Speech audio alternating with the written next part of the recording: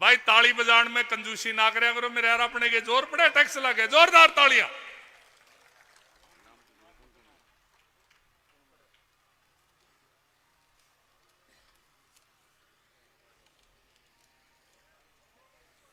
बहुत ही आदर और सम्मान के योग हमारे इस हल्के के लोकप्रिय सांसद भाई रमेश कौशिक जी, बहुत ही संघर्षशील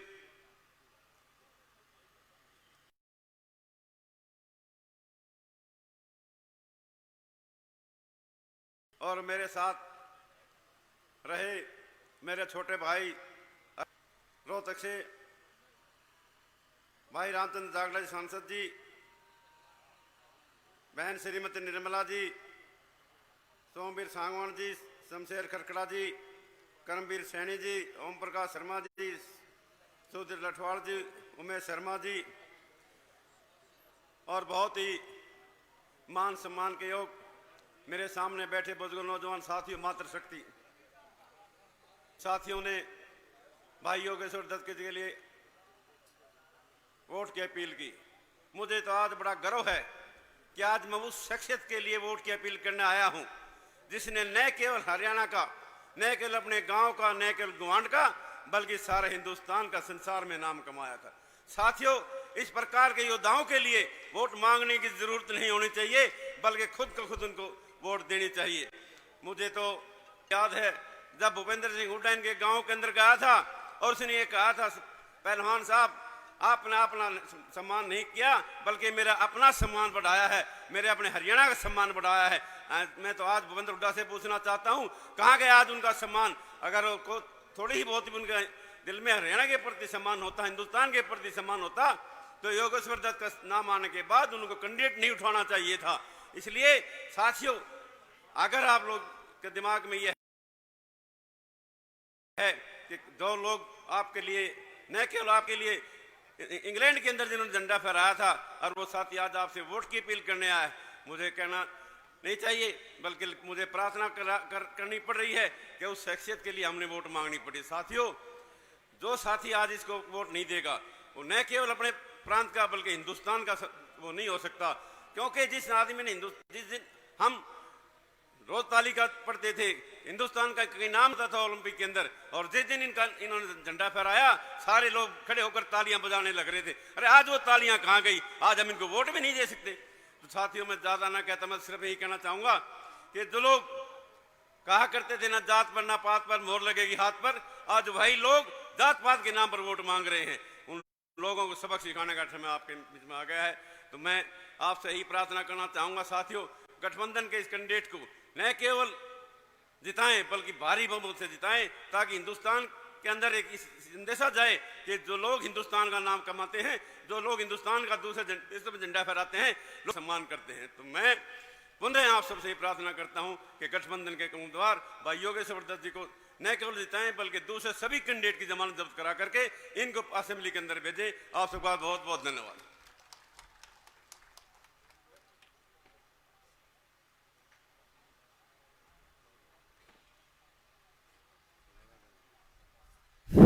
जो गायक साथी है उससे अनुरोध है कृपया अपनी गायकी प्रस्तुत करें। मैं 2-3 नारे लगवाऊंगा। भारत माता की, भारत माता की, ताऊ देवीलाल अमर रहे, ताऊ देवीलाल अमर रहे, दुष्यंत चौटाला जिंदाबाद, दुष्यंत चौटाला जिंदाबाद, मनोहर लाल खट्टर जी जिंदाबाद, नरेंद्र भाई मोदी जिंदाबाद, नरेंद्र भाई मोदी जिंदाबाद, माता रानी की जय हो, शंकर भगवान की, शंकर भगवान की।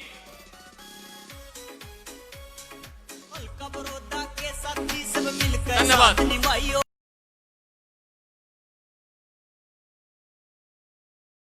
मैं हाथ जोड़ के कह रहा सुना पाछे कदम हटाइयो रे, युवा नेता सबका प्यारा करते खूब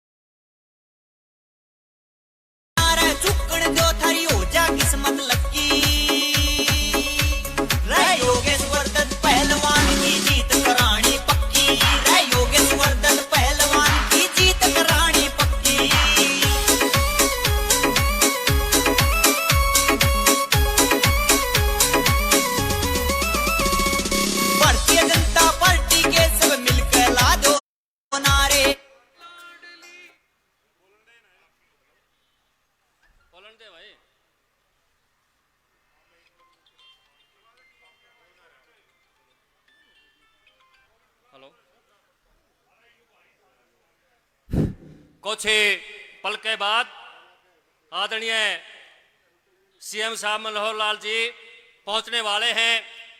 उनके साथ इनसो के राष्ट्रीय अध्यक्ष और सम्मानीय डिप्टी सीएम दुष्यंत चौटाला जी के भाई दिग्विजय चौटाला जी भी पहुंचेंगे। जोरदार तालियां बजाएं, जोरदार तालियां बजाएं। रे योगेश्वर दत्त पहलवान की जीत करानी पक्की, रे योगेश्वर दत्त पहलवान की जीत करानी पक्की। जेडीएम स्टूडियो यो गाम दुदाने आला दीपक या है करे सरे फरियाद। खट्टरियो मनोहर लाल नरेंद्र मोदी जिंदाबाद, खट्टरियो मनोहर लाल नरेंद्र मोदी जिंदाबाद। परवीन पारासर लिख देना बात। मुख्यमंत्री जी 2 मिनट में आपके बीच में पहुंचने वाले हैं। मैं हमारे बीच में प्रदेश सतर के युवा नेता बलराम मकड़ोली जी, भारतीय जनता पार्टी के वरिष्ठ युवा नेता आपके बीच में हैं। वो आए और आपको संबोधित करें। बलराम मकड़ोली।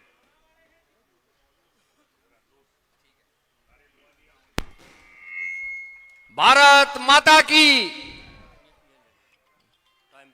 आज की इस जनसभा में हमारे बीच में लाखों नहीं बल्कि करोड़ों हिंदुस्तान के युवाओं की धड़कन और हिंदुस्तान में नहीं पूरे विश्व के अंदर पहलवानी को एक नए स्तर पर ले जाने वाले मेरे बड़े भाई योगेश्वर दत्त जी मौजूद हैं। मैं उनको बताना चाहता हूं कि भारतीय जनता पार्टी नहीं पूरे हरियाणा का युवा आज इस हल्के की तरफ आपकी तरफ नजर गड़ाए देख रहा है। और हम आपको शुभकामनाएं देना चाहते हैं कि जब आप विधानसभा में इस हल्के की आवाज उठाएंगे, योगेश्वर दत्त जी इस हल्के के अंदर इतना विकास कार्य कराने का काम करेंगे। जो कुछ लोग झूठा नारा दे के आपके बीच में आए थे कांग्रेस की सरकार वाले, आज भी आपके बीच में आएंगे। सबसे पहले मैं हमारे बीच में मौजूद सोनीपत से सांसद माननीय मनोहर लाल खट्टर जी जिंदाबाद, माननीय मनोहर लाल खट्टर जी जिंदाबाद। आपके बीच में कुछ ही सेकंड के बीच में माननीय मुख्यमंत्री जी पहुंचेंगे।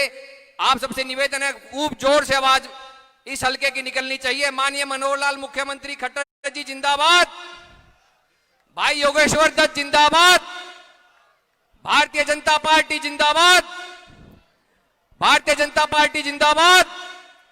पीछे के साथी भी सारे आवाज के अपने हाथ खड़े करके माननीय मनोहर लाल खट्टर जी जिंदाबाद, दोनों हाथ खड़े करके माननीय मुख्यमंत्री मनोहर लाल खट्टर जी जिंदाबाद, माननीय मुख्यमंत्री मनोहर लाल खट्टर जी जिंदाबाद, भाई दिग्विजय सिंह चौटाला जिंदाबाद। जोरदार तालियां, पीछे तक तालियां बजनी चाहिए। जोरदार तालियों के साथ स्वागत। आदरणीय मुख्यमंत्री जी, युवा नेता मेरे अनुज दिग्विजय जी, चौधरी रणजीत सिंह जी, बिजली मंत्री आपके बीच में अनूप धानक जी। भारत माता की। अब मैं निवेदन करूंगा,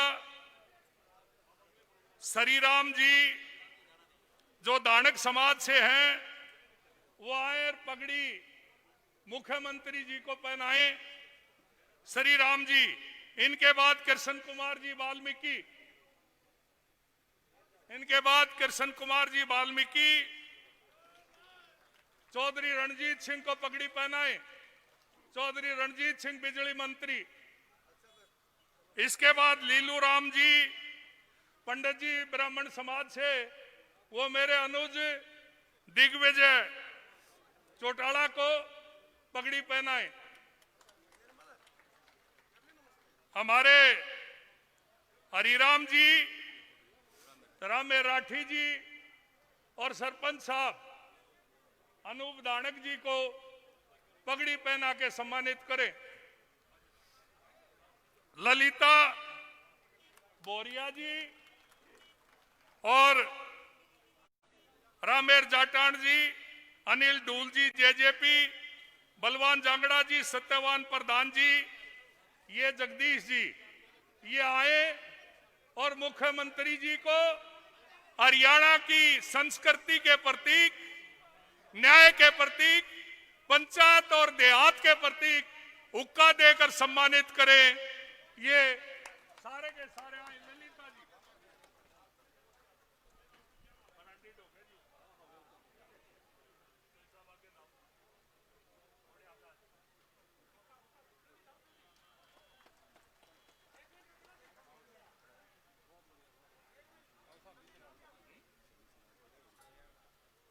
सैनी समाज की ओर से राजेश सैनी जी आए और मुख्यमंत्री जी को पगड़ी पहनाए। राजेश सैनी जी,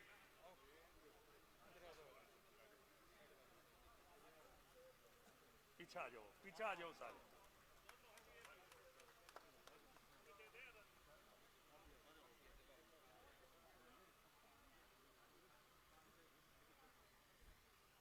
भारत माता की, स्वाद नहीं आया। भारत माता की, मुख्यमंत्री मनोहर लाल की, योगेश्वर दत्त की, जेजेपी की, मेरे अनुज दिग्विजय की, चौधरी रणजीत सिंह की, भाई अनूप धानक की। इसी के साथ मैं निवेदन करूंगा इस प्रदेश के मंत्री भाई अनूप धानक जी से, वो आए और आपको संबोधित करें। जोरदार तालियां, जोरदार।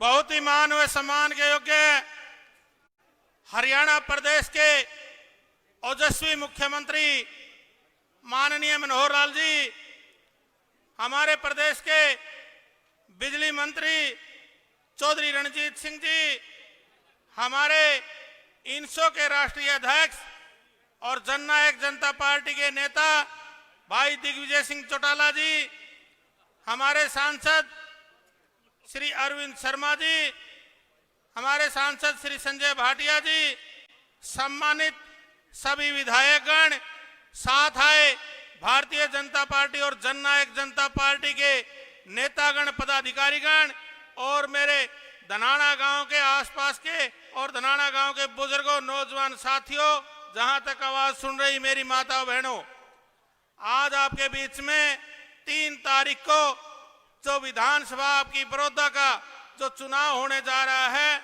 उसका वोट रूपी आशीर्वाद लेने के लिए, सहयोग मांगने के लिए आज आपके बीच में आए हैं। मैं तो आप सभी से प्रार्थना करता हूं कि 3 तारीख को हमारे जो गठबंधन के प्रत्याशी हैं भाई योगेश्वर दत्त शर्मा जी, उनको एक एक वोट जो कमल के फूल का निशान है, कमल के फूल के सामने वाला बटन दबा करके भाई योगेश्वर दत्त जी को विधानसभा में भेजने का काम करें। आज हमारे माननीय मनोहर लाल खट्टर जी और भाई दुष्यंत चौटाला जी उप मुख्यमंत्री के नेतृत्व में जो विकास की गंगा बह रही है, जो हमारे युवाओं को रोजगार बिना पर्ची और खर्ची के जो मिल रहा है, और अनेकों योजनाएं जो हमारे गठबंधन की सरकार ने चला रखी हैं, आप सबके सामने हैं।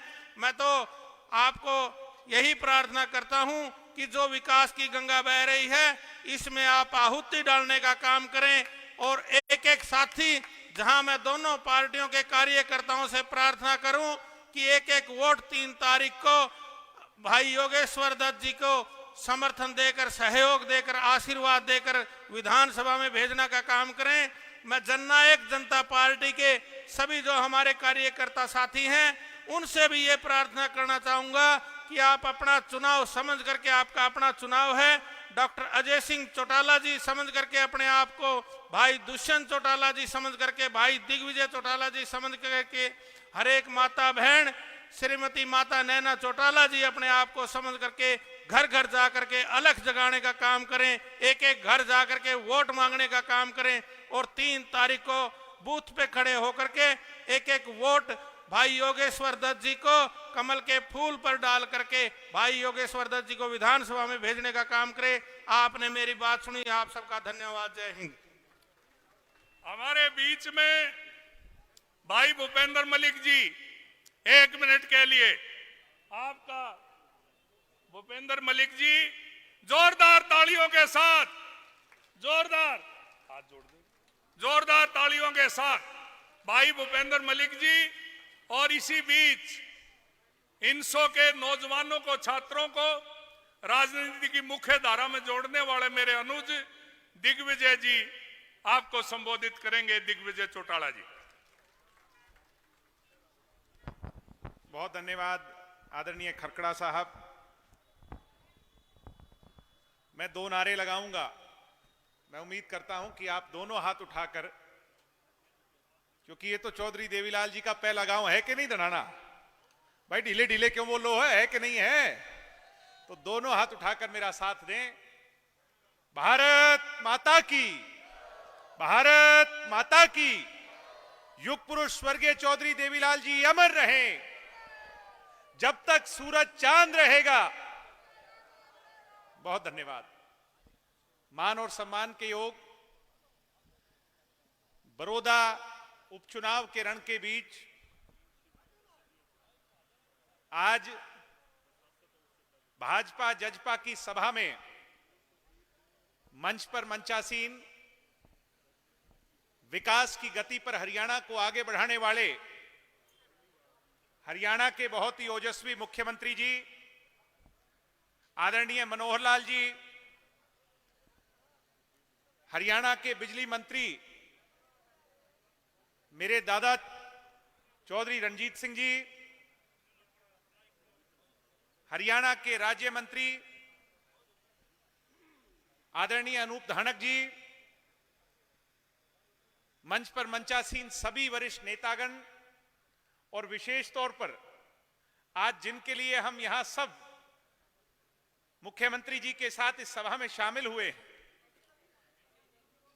बड़ौदा की नहीं, गोहाने की नहीं, सोनीपत की नहीं, हरियाणा की नहीं, बल्कि समूचे देश की शान, एक ऐसा नौजवान जिसने जब जब अपनी कुश्ती का करतब दिखाया तब तब तिरंगे को ऊंचा फहराया, भाई योगेश्वर दत्त जी। इलेक्ट्रॉनिक मीडिया, प्रिंट मीडिया के साथियों और मेरे समक्ष बैठे मेरे परिवार के सम्मानित बुजुर्गों, मेरी मातृशक्ति और विशेष तौर पर जिस पीढ़ी को योगेश्वर दत्त आईना बनकर के आगे ले जाना चाहता है, एक रास्ता दिखाना चाहता है, इस हरियाणा के, इस देश के नौजवान युवा साथियों, मेरे भाइयों, आज आप लोगों ने इस सभा में शामिल होकर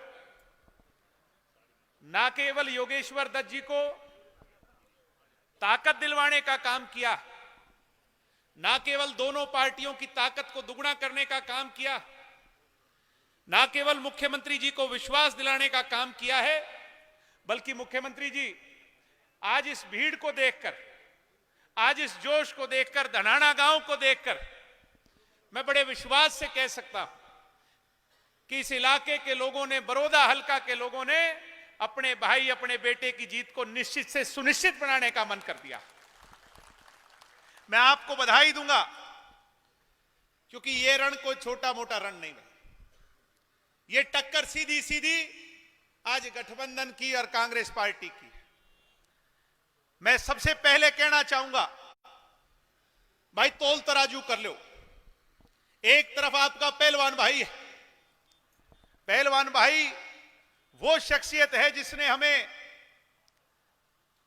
हरियाणा वालों को, गोहाना वालों को, सोनीपत वालों को सदैव इस बात को महसूस करवाया कि भाई हमारा भी एक छोरा है जिसने अंग्रेजों की धरती पर जाकर तिरंगे को हिमालय की चट्टानों से ऊंचा फहराया। भाई ये वो पहलवान है जिसने जहां देश का डंका बजाया, वहीं भाई इससे बड़ी कोई त्याग की मूर्ति भी नहीं।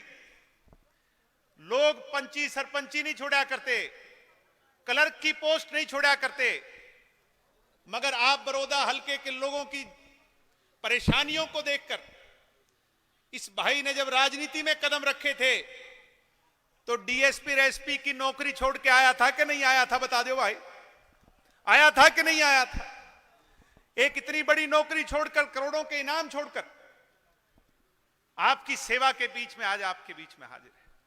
और दूसरी तरफ कांग्रेस पार्टी का कैंडिडेट है, क्या नाम बताया उसका भाई? भालू। भूपेंद्र हुड्डा जी कहते हुए हमारा भालू जो है वो इस बड़े पहलवान को चित कर देगा। मैं आपसे पूछूं, कर देगा कि भालू चित? ढीले ढीले ना बोलो भाई, बता दो, मुख्यमंत्री जी को विश्वास दिलाओ। अरे हुड्डा साहब, ये कोई चिड़ियाघर का चुनाव नहीं, ये बड़ौदा के भविष्य की कहानी लिखी जानी है। और मैं बड़े विश्वास से कह सकता हूं कि लोगों ने तो मन बना लिया है मुख्यमंत्री जी।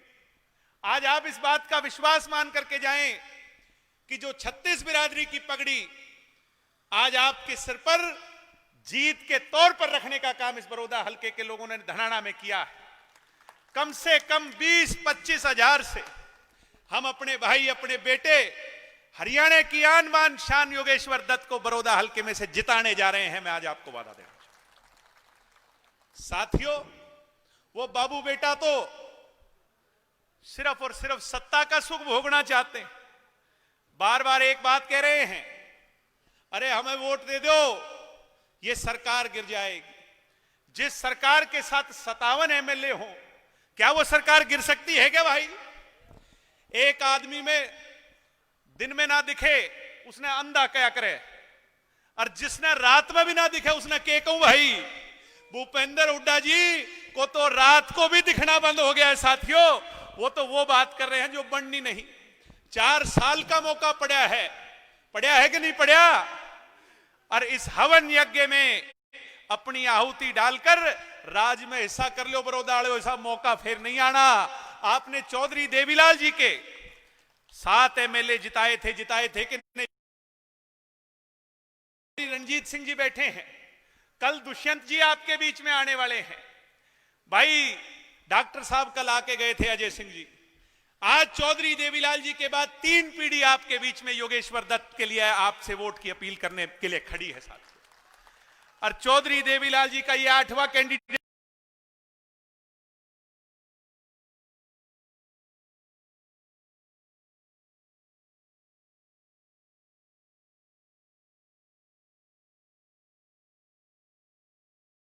नौजवानों, बताओ, मेरी उम्र के भाई बैठे हो, बताओ, तब इसकी जात पूछी थी क्या जिस दिन ये मेडल जीत के आया था? पूछी थी क्या तुमने जात?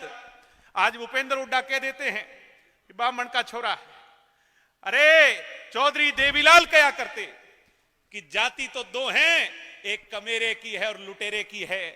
आज कमेरे की पहचान करो और लुटेरे की पहचान करो। कमेरे को जिताओ और लुटेरे को भगाने का काम करो। वो भालू तो कुछ जानता ही नहीं, जो भी बात पूछो बोला मैंने कुछ बेरा नहीं, भूपेंद्र हुड्डा ही है। यही बात कब है कि नहीं? मैं किसी को नहीं जानता, भूपेंद्र हुड्डा ही है। और भाई विधानसभा में भी ये खड़े होके कह देगा मैं कुछ नहीं जानता, भूपेंद्र हुड्डा से पूछ लो। और ये योगेश्वर दत्त भाई सारी बात का जानू है।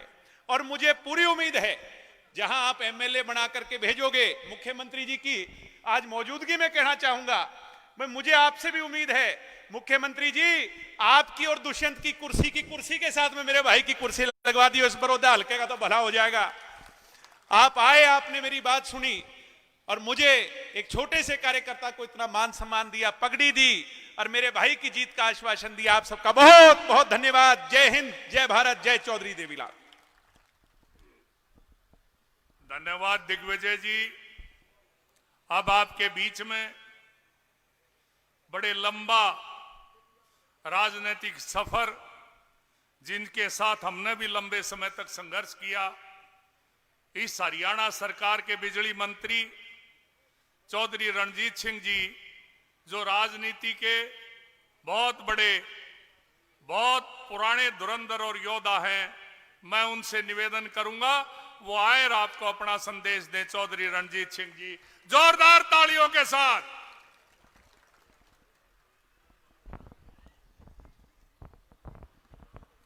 मंच पर बैठे हमारे बहुत आदरणीय, बहुत सम्मानित हमारे मुख्यमंत्री माननीय मनोहर लाल जी, हमारा रिश्ते में हमारा पोता दिग्विजय सिंह, हमारे राज्य मंत्री अनूप जी धानक, हमारे मंच संचालन कर रहे खरकड़ा साहब,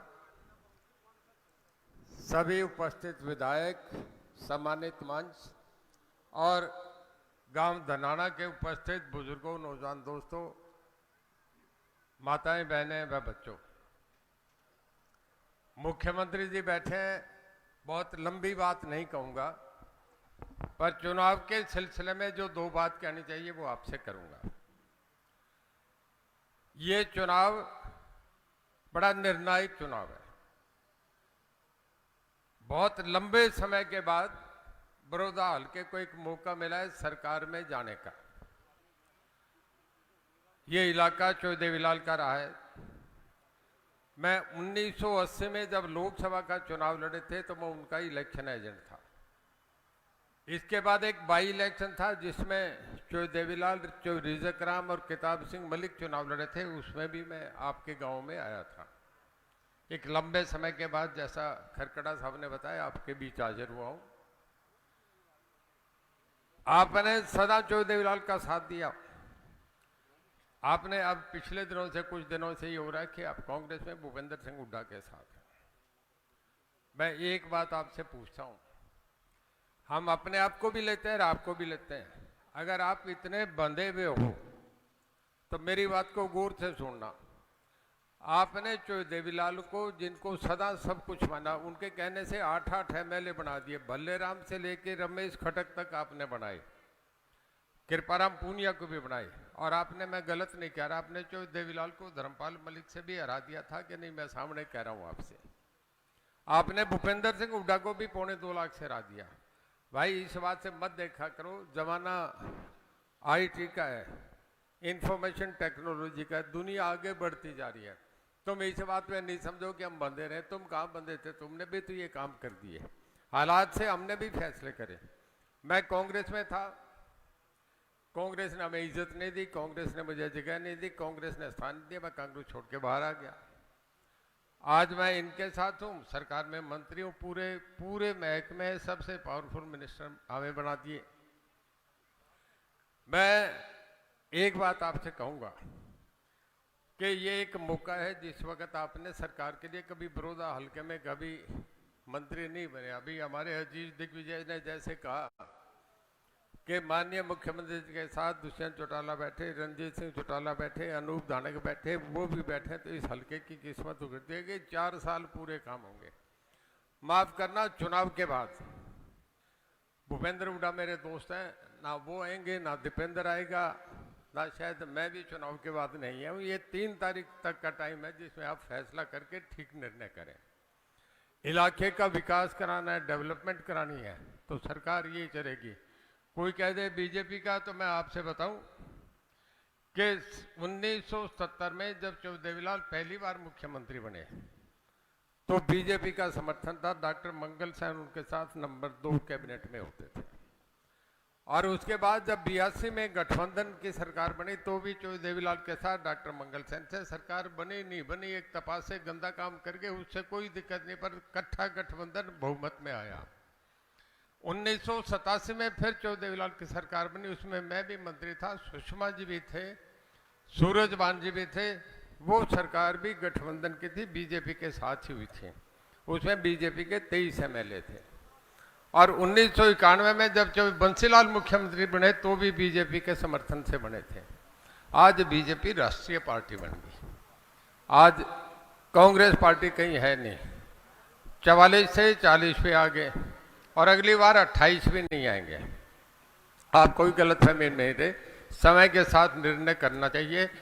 माननीय मुख्यमंत्री जी ने, तुम ये समझो कि नहीं है, मुझे दुष्यंत को दोनों को 14 महकमे दे रखे हैं। भाई, हम थारा भला नहीं करेंगे तो किसका करेंगे? थोड़ा ये भी सोच लो। नंबर 2, मैं अगली बात आपसे ये बताऊं कि रोज कोई ये देखे कि एक ही मुख्यमंत्री बने, एक ही बिरादरी का बने, 36 जात से बना करते हैं।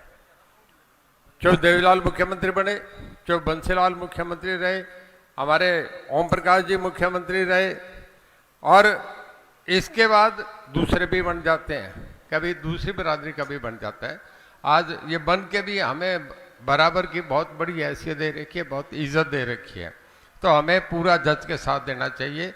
मैं जितने चौ देवीलाल के साथ रहे उन साथियों से कहता हूँ कि आपने सदा उनका साथ दिया। आज हम पूरा परिवार बीजेपी के साथ जी जान से हम समर्थन कर रहे हैं। कांग्रेस का जीरो होती जा रही है। ज्योतिरादित्य सिंधिया जैसे, चाहे चरण सिंह जैसे, चाहे देवीलाल जैसे, चाहे बंसीलाल, चाहे भजनलाल, आचार्य कृपलानी, जयप्रकाश नारायण, सब लोग कांग्रेस छोड़ छोड़ के चले गए। इस कांग्रेस में दोबारा कहीं कोई चर्चा नहीं है, दोबारा कहीं कुछ बनना नहीं। तो मेरा सब लोगों से अपील है कि पूरा जी जान लगा के इलाके के विकास के लिए, मुख्यमंत्री जी के हाथ मजबूत करने के लिए, आपका बहुत बढ़िया यहाँ से बच्चा है योगेश्वर दत्त, यहाँ से चुनाव बना के ने बहुत भारी मतों से जिताए। पिछली बार भी धनाना से जीते थे। इनको अपना आशीर्वाद दें, इन्हें चुनाव में जिताएं। बहुत धन्यवाद। जय। किसानों के बहुत बड़े फैसले कभी भी आज तक हरियाणा प्रदेश जब से बना, गेहूं और धान के अलावा तीसरी फसल सरकार ने नहीं खरीदी। किसान का भाव ना गिरे, किसान की आमदनी दुगनी हो, इसलिए नंदाना गांव में पैदा होके बाड़ी चुगने वाले, बाजरा चूरने वाले, गेहूं बीजने वाले मुख्यमंत्री मनोहर लाल जी ने 8 से ज्यादा फसलों की आज सरकार खरीद कर रही है। बाजरा पूरे देश में केवल हरियाणा प्रदेश खरीदता है। जो बाजरा 1100-1200 रुपए राजस्थान और पंजाब में बिकता है, आज हरियाणा में 2150 रुपए बिकता है। इतने भारी फैसले सरकार का खजाना गांव की तरफ करने वाले महान योद्धा मुख्यमंत्री मनोहर लाल जी, जिसने अपने हाथ से अड़बाया भैंस चराई, कपास सुगी, बाजरा काटा, गेहूं काटे, आज मैं किसानों के बहुत बड़े नेता मनोहर लाल जी से निवेदन करूंगा कि आए आपको संबोधित करें। आदरणीय मुख्यमंत्री मनोहर लाल जी।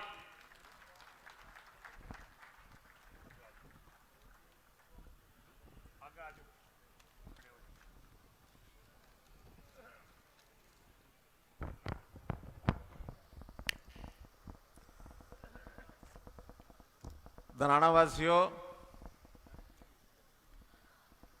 आज जरा आपका जोर आजमाइश में आपकी छाती, आपके फेफड़े, आपका गला देखूं, जरा आवाज चंडीगढ़ तक पहुंचा सको क्या? भारत माता के। भाई करनाल तक है भी तो। भारत माता के, भारत माता के। आज ये गांव धनाना गांव प्रकृति प्रेमियों का गांव है। और मुझे एक ऐसे प्रकृति प्रेमी की जानकारी मिली है जिसने अपना पूरा जीवन वृक्षों, पेड़ पौधों, उनको जीवन देने में लगा दिया है। ऐसे इस गांव के एक बुजुर्ग जिनका मैं सम्मान करना चाहूंगा, ऐसे हैं श्री मुनिराम धानक। मुनिराम जी,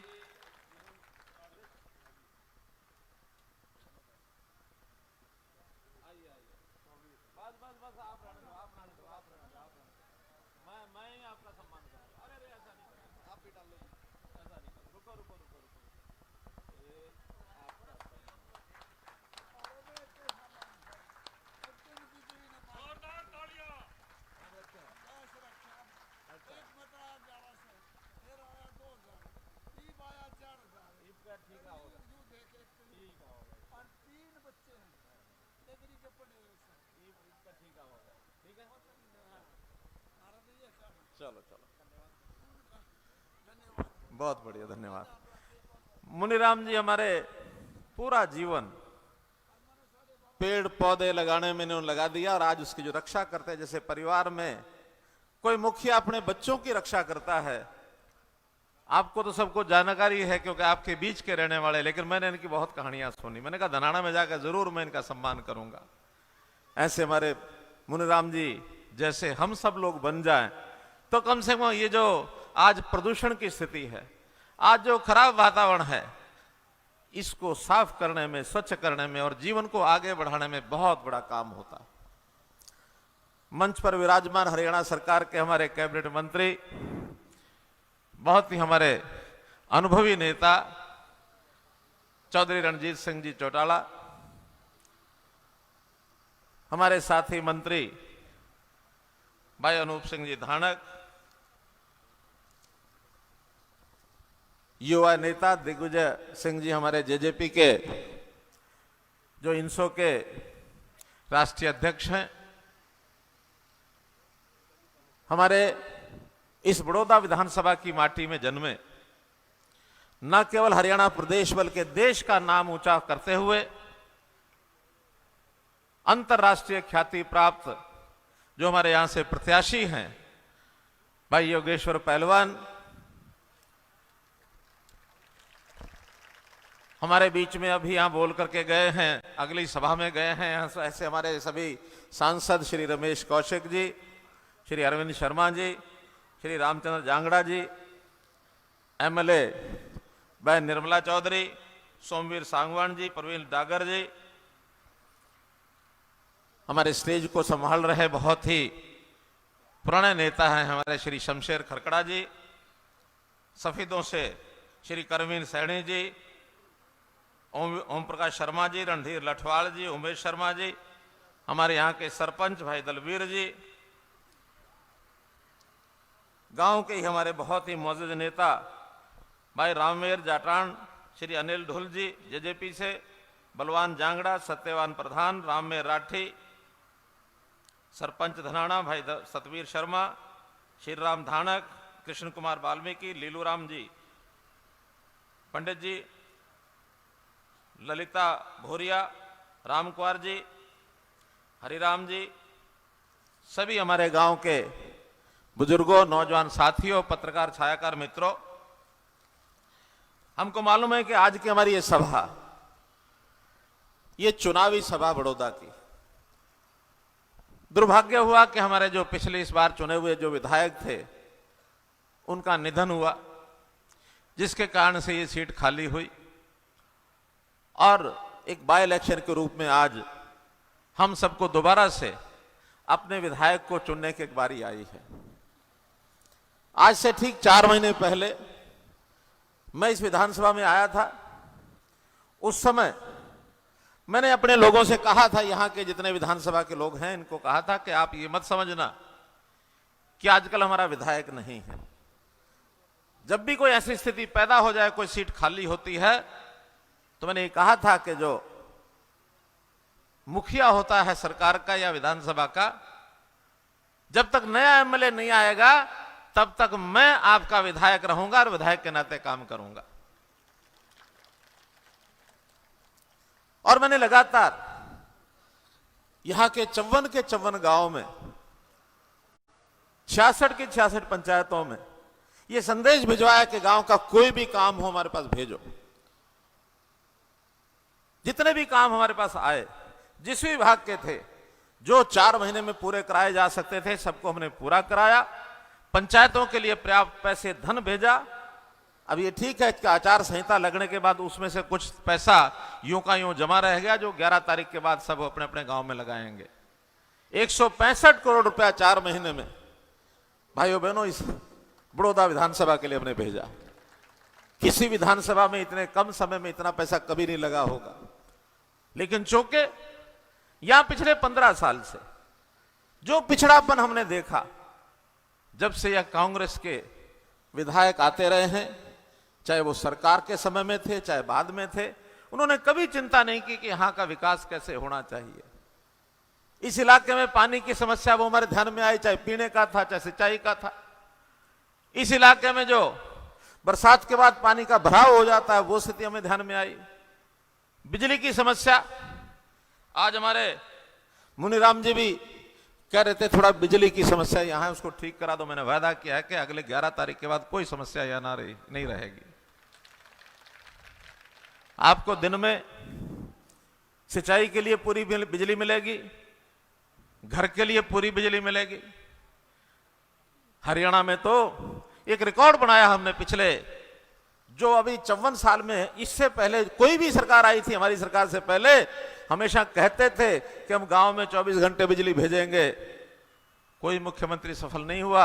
आपकी जानकारी के लिए हमने हरियाणा में 6,500 में से 4800 गांव के अंदर 24 घंटे बिजली दे रहे हैं। 24 घंटे दे रहे हैं, दिन रात देते हैं।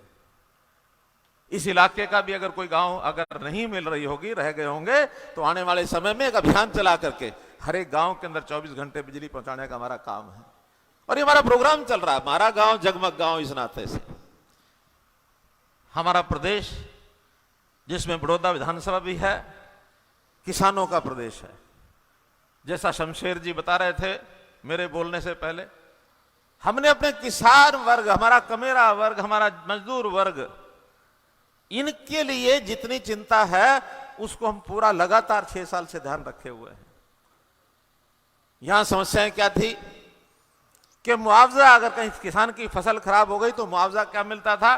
2.5 रुपए, 10 रुपए, 20 रुपए के चेक मिलते थे। हमने आने के बाद पर एकड़ 12,000 रुपया मुआवजा। ये हरियाणा पहला प्रदेश है जो सारे देश भर में सबसे ज्यादा मुआवजा देता, 12,000 रुपया एकड़। फिर प्रधानमंत्री फसल बीमा योजना आई, उसमें जिन लोगों ने बीमा कराया, किसी को 20,000 रुपया एकड़, किसी को 25,000 रुपया एकड़। उम्मीद भी नहीं थे कि हमारे घर में, हमारे खाते में पैसा आएगा। कंपनियों ने खाते में पैसे डाल दिए। और जब ये शुरू में सारा प्रधानमंत्री फसल बीमा योजना के कार्यक्रम चले, तो मुझे इसी इलाके के लोगों ने कहा कि किसी एक गांव में आप भी चेक काट के आ जाओ। निजामपुर गांव के लोग बैठे हैं यहाँ। कौन कौन है निजामपुर के? सारे धनाने के हैं। निजामपुर कितनी दूर है यहां से? 12 किलोमीटर है। मैं धनाना गांव में आया था और एक ही दिन में करोड़ों रुपए के चेक बांट के गया था। निजामपुर में, धनाना निजामपुर में आया था और वहां करोड़ों रुपए के चेक बांट के गया था। लोगों को उम्मीद नहीं थी कि इतना पैसा हमारे पास आएगा। और हर गांव में यहां भी आया ही होगा, ऐसा नहीं कि नहीं आया होगा। किसान की हमने चिंता की। आजकल ये कांग्रेस के लोग बहकाने में लगे हुए हैं, डराने में लगे हुए हैं। अभी जो केंद्र सरकार ने 3 कानून पास किए, उन 3 कानूनों के लिए क्या डराते हैं कि मंडियां खत्म हो जाएंगी, एमएसपी खत्म हो जाएगा, सारा कोई सामान बिकेगा नहीं। हमने कहा अभी तो नए नए कानून आए, हाँ बहका लो जितना बहकाना है, क्योंकि किसान हमारा भोला भाला जल्दी बहक जाता है। चौधरी देवलाल जी की ये धरती है। चौधरी देवलाल जी भी कहा करते थे कि भाई किसान को समझाना थोड़ा मुश्किल है, बहकाना बड़ा आसान है। तुम्हारा भोला बड़ा किसान बहक जाता, लेकिन हमने कहा हम समझाएंगे भी और सिद्ध करके बताएंगे कि कांग्रेस का प्रोपेगेंडा गलत है। हमने समझाया और आज प्रत्यक्ष 1 महीने से आप देख रहे हैं मंडियां बंद हुई हैं। क्या मंडियां चल रही है ना? बाजरे के 6 परचेज सेंटर बड़ौदा विधानसभा में इस बार चले हैं, जो पहले कभी नहीं थे। बाजरे के सेंटर खुले कि नहीं खुले? खुले हैं। एमएसपी पर बाजरा बिका कि नहीं बिका? बिका है। कोई माई का लाल एमएसपी यहां खत्म नहीं कर सकता। और मैंने तो आज पिछली सभा में घोषणा की है, यहां भी करता हूं कि हरियाणा में एमएसपी खत्म हो गया तो ये मनोहर लाल राजनीति छोड़ देगा भाइयों।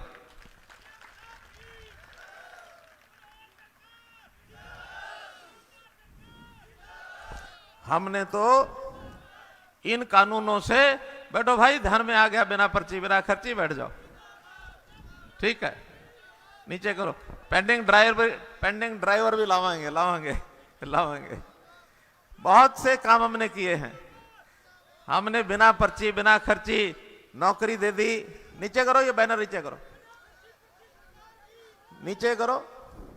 इसी प्रकार से हमने कितने ही लोग, जो हमारे गेस्ट टीचर थे वो हमने लगवा दिए, कंप्यूटर टीचर थे वो लगा दिए, एक इंडस्ट्रियल फोर्स के लोग वो सड़कों पर घूमते थे वो हमने लगा दिए। अभी पीटीआई टीचर उनके साथ 1983 लोगों का सुप्रीम कोर्ट में निर्णय आ गया था। हमने कहा भी तुम्हारे भी चूल्हे जरूर जला के रखेंगे, बंद नहीं होने देंगे। हमें संवेदनशील सरकार है, हमको पता है कि एक आदमी एक उम्र के बाद अगर काम काज छूट जाए तो क्या हालत होती होगी घर की। लेकिन यह संवेदना हमारी कांग्रेस की सरकार ने कभी नहीं दिखाई। तो मैं बात कर रहा था किसानों की, एमएसपी लागू रहेगा लगातार, मंडियां चालू रहेंगी लगातार, और ये जो बात करते हैं 3 कानून की और फिर कह देते हैं कि पंजाब ने कानून पारित कर दिया कि एमएसपी से नीचे जो भी कोई खरीदेगा उसको 3 साल की कैद हो जाएगी। मैंने कहा कौन सी फसल की बात करी इन्होंने, कि फसल तो 2 ही करी है, कौन सी, धान और गेहूं। मैंने कहा भाई धान और गेहूं की बात करके कौन सा पहाड़ तोड़ दिया, वो तो सेंट्रल गवर्नमेंट खरीदती है।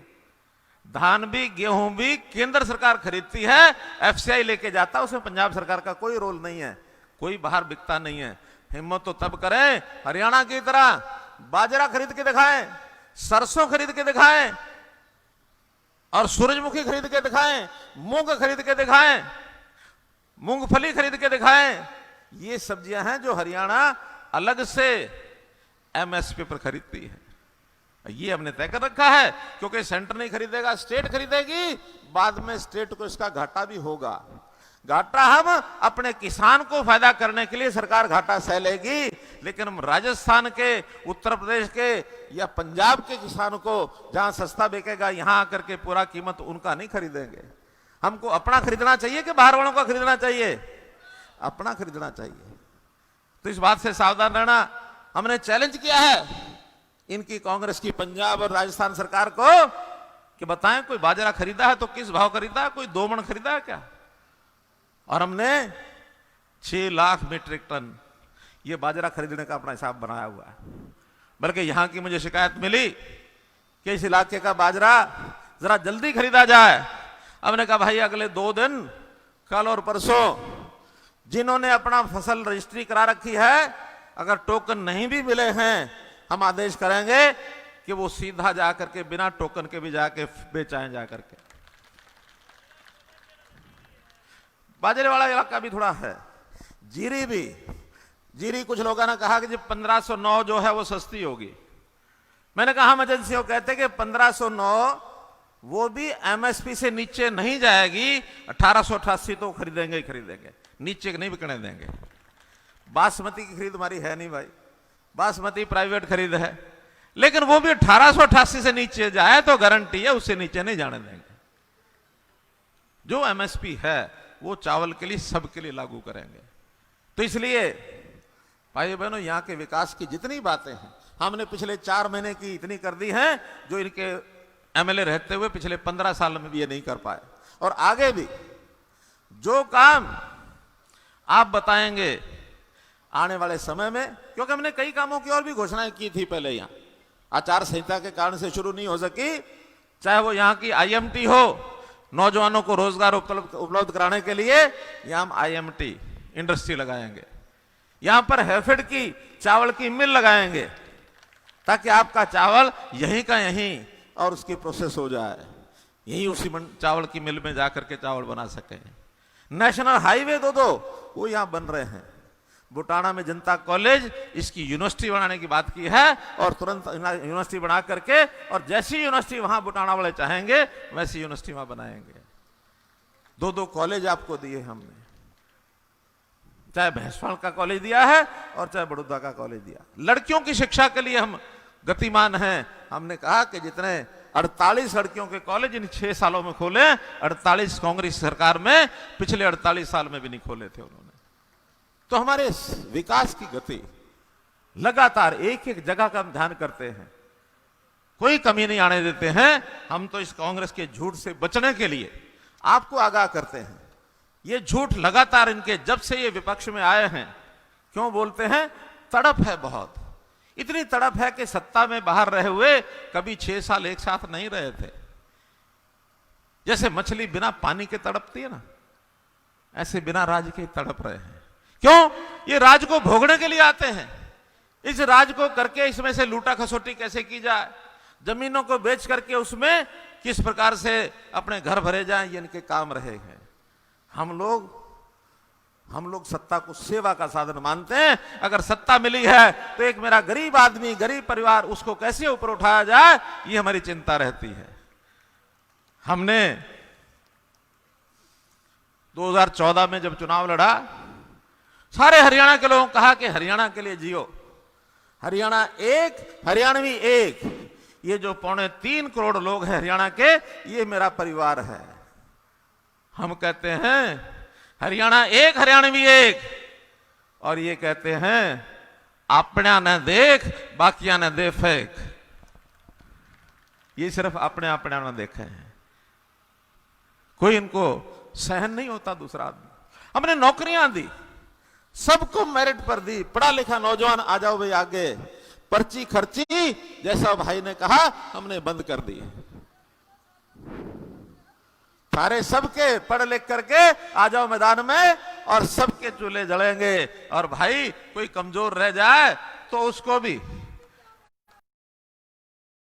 हम किमें न किमें हुनर सिखा के काम लायक बढ़ा देंगे, घर में नहीं बैठने देंगे किसी को। ये हमारी गारंटी है।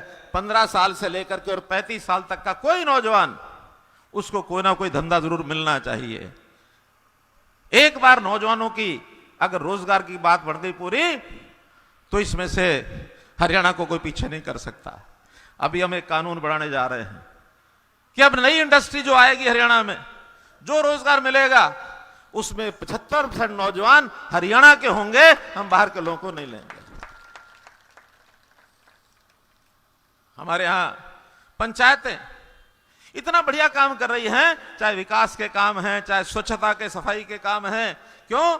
क्योंकि हमने पिछली टर्म में पढ़ी लिखी पंचायतें लाए थे। कोई भी पंच, सरपंच या जिला परिषद पंचायत समिति बिना पढ़ा लिखा मेंबर नहीं बनेगा। कई शर्तें लगाई थी, लोगों ने बहुत आलोचना की उस समय। हमने कहा नहीं, हम एक लेवल नेताओं का ऊपर उठाना चाहते हैं। बहुत लाभ हुआ हमको, बहुत अच्छे अच्छे लोग मैदान में आए। और अब अगली बार फिर पंचायत के चुनाव आ रहे हैं, कंपटीशन खड़ा हो गया गांव गांव में। 7 स्टार सिस्टम हमने शुरू किया कि जो ज्यादा बढ़िया काम करेगा इन बिंदुओं पर, उसको हम 7 स्टार का सर्टिफिकेट देंगे, उनको इनाम देंगे। और अभी भी सफाई अभियान में सारे देश में, ग्रामीण सफाई अभियान में सारे देश में हरियाणा नंबर 1 पर आ गया है, नंबर 1 पर। शहरी अभी अब नंबर 2 पर हैं, हमारे से आगे कुछ और प्रदेश निकले हुए हैं। लेकिन इस स्वच्छता अभियान में हमने घर घर से एक संदेश भेजा कि आप लोग खुले में शौच जाना बंद करो। लुट्टा ठा के बाहर जाया करते जंगल में, बंद हो गए ना सारे। घर घर में और शौचालय बनवा दिए। कोई घर अब ऐसा नहीं है जिसके घर में शौचालय नहीं है। पानी पीने के लिए घर घर में नल हम देंगे। 8 लाख परिवारों में नल पहुंच चुका भाइयों बहनों। अभी हमारा 29 लाख का टारगेट है आगे आने वाले 2 साल के अंदर। हर घर के अंदर नल पहुंचना चाहिए। इसलिए इन सब बातों को मैं इसलिए दोहरा रहा हूं कि हरियाणा के अंदर आप सब लोग सुनते हैं, देखते हैं, देश में नाम चमकाएंगे। लेकिन देश में नाम तब चमकेगा जब एक दिशा बड़ौदा के लोग तय कर देंगे। ये जनरल इलेक्शन नहीं है, केवल बड़ौदा का इलेक्शन है। और इस बड़ौदा के इलेक्शन में सब पार्टियां अपना अपना जोर लगा रही हैं। मुख्य मुकाबला कांग्रेस और हमारे कैंडिडेट का है। पिछले 7 दिन से हमारे कैंडिडेट की पोजीशन, जैसे दिग्विजय भाई ने कहा, हजारों वोट से जीतने की बनी है, हजारों वोट की। लेकिन ये और आगे बढ़ना चाहिए, क्योंकि जब कोई 2 आदमियों में मुकाबला होता है ना, कमजोर नहीं समझना चाहिए सामने वाले को। आखिरी दिनों में दाव चलते हैं, ये ठीक है। दाव खेलने में हमारा पहलवान अपने पहलवानी के दाव लगाएगा तो कांग्रेस के कैंडिडेट को धराशायी करेगा। इसको बहुत दाव आते हैं। अब वो सामने तो ऐसा है, नाम भी, मुझे तो नाम याद भी नहीं आ रहा, बोलू। अब वो इलेक्शन से पहले क्या नाम सुना था किसी ने? कोई नहीं सुना, किसी ने पता ही नहीं कौन था। और हमारा पहलवान न केवल बड़ौदा, न केवल सोनीपत, पूरा प्रदेश, देश और दुनिया जान गई थी कि भाई कोई गोल्ड मेडलिस्ट, कोई देश का नाम करने वाला योगेश्वर पहलवान सोनीपत की, बड़ौदा की धरती का नौजवान है। तो इसलिए हमें इन दोनों का मुकाबला देखना है। योगेश्वर पहलवान जीत करके आपके सबकी समस्याओं का समाधान, चाहे कोई डिमांड होगी, कोई समस्या होगी, चंडीगढ़ में आएगा, आधी रात भी आएगा तो हम कागज को देख के बिना साइन कर देंगे इनके लिए। जब आए चैन से नहीं बैठेगा, और अगर ये चैन से बैठेगा तो मैं बैठने नहीं दूं।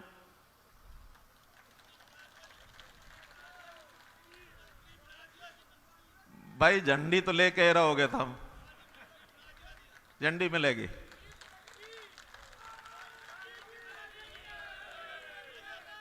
बस हम लोग धनाना और इसके आसपास के जो गांव हैं, थारे जिम में जो 4-5 गांव और मैं लगा के जा रहा हूं, धनाना के जिम में छपरा, निराना, गढ़वाल, बावड़, निजामपुर, ये सारे आसपास है ना।